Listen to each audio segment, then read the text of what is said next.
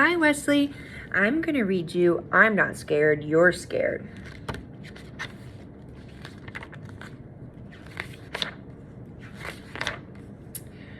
Once there was a bear who was easily scared. Each night before going to sleep, he would tie a bell to his door so that it would make noise if anyone tried to sneak in. Because even a bear who is easily scared is a very heavy sleeper. He was even afraid of his own reflection. And because he couldn't see himself, he never brushed well. He always had food stuck in his teeth. And when you're a scared bear with food in your teeth, you don't have many friends. Bear had one, Rabbit. Rabbit was never scared. She read scary stories. She slept with her door wide open. And she brushed her teeth while hanging from a tree branch by her ears. This gave her very strong ears. One day, Rabbit made an announcement. Bear, we are going on an adventure. Bear suggested that instead of going on an adventure, they could read a book about adventures. That way, if anything goes wrong, we can just close the book.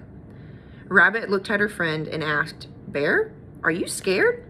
And Bear replied, I'm not scared, you're scared. And with that, Bear walked past the rabbit out the door.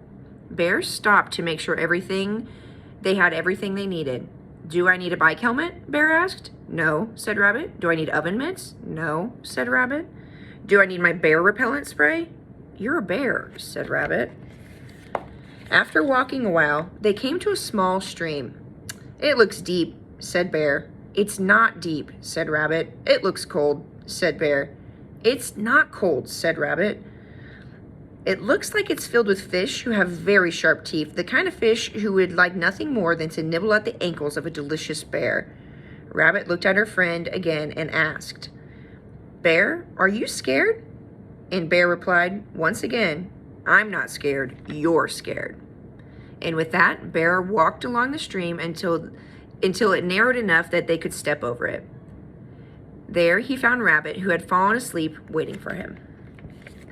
After a bit longer, they came to the edge of the woods. It looks dark, said Bear. It's not dark, said Rabbit. It looks spooky, said Bear. It's not spooky, said Rabbit. It looks like it's full of trees that are going to fall down and bonk us on the head, said Bear. Rabbit looked at her friend and said, Bear, are you scared? And Bear replied, I'm not scared, you're scared. And with that, Bear, realizing that he would do anything to avoid the dark and spooky woods, walked down the road where he waited for a bus. The bus picked him up and drove him all the way around the forest. And when he got to the other side, he woke up Rabbit, who once again had fallen asleep waiting for him. They walked some more until they came to a mountain. It looks high, said Bear. It's not high, said Rabbit. It looks slippery, said Bear. It's not slippery, said Rabbit. It looks like one of those rocks will fall and roll and land on my paw, said Bear.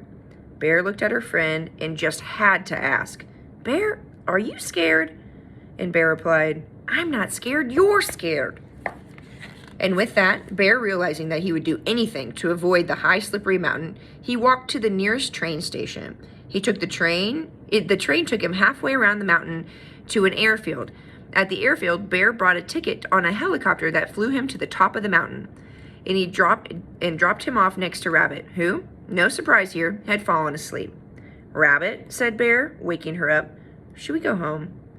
I am not going home, said Rabbit, and she bounced off with Bear following behind her.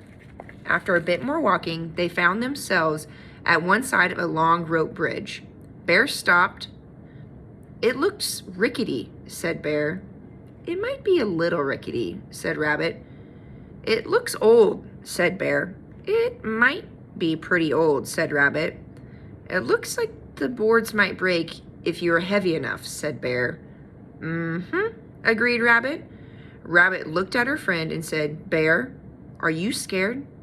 And Bear took a deep breath and said, Yes, Rabbit, I am scared. I was scared of the river, and I was scared of the forest, and then I was scared of the mountain, and I am the most scared about this long, old, rickety bridge.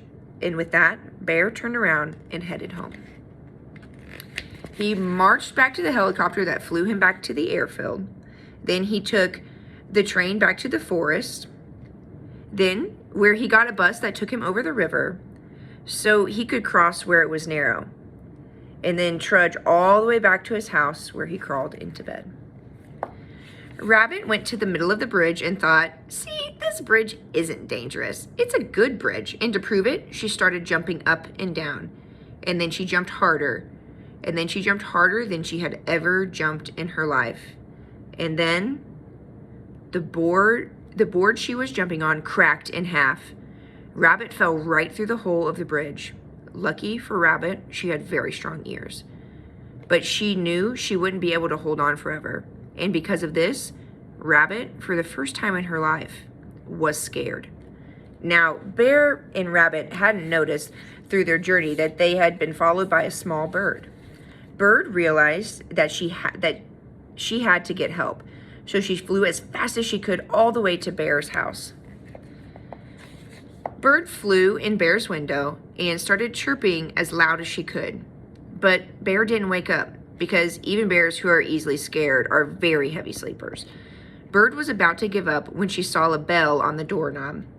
She put her head inside the bell and shook it as hard as she could. Bear jumped out of bed to hear Bird yell, "Rabbit has fallen through the bridge and needs your help." And in that moment, Bear felt something he had never felt before: courage.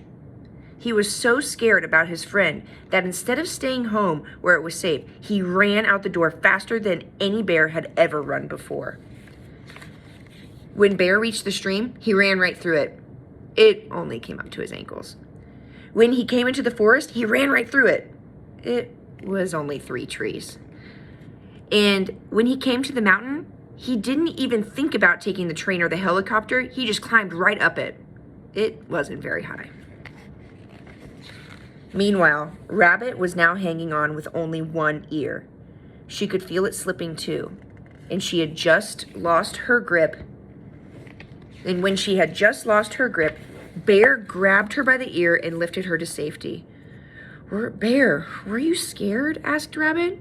And Bear said, with pride and honesty, "Rabbit, I was scared." "I was scared too," said Rabbit. And Bear smiled and said, "Sometimes it's okay to be scared." That night, when Bear brushed his teeth, he didn't hide from his reflection. He looked right at it. And you know what he saw? A very brave bear with no food in his teeth. The end. I love you, Wesley.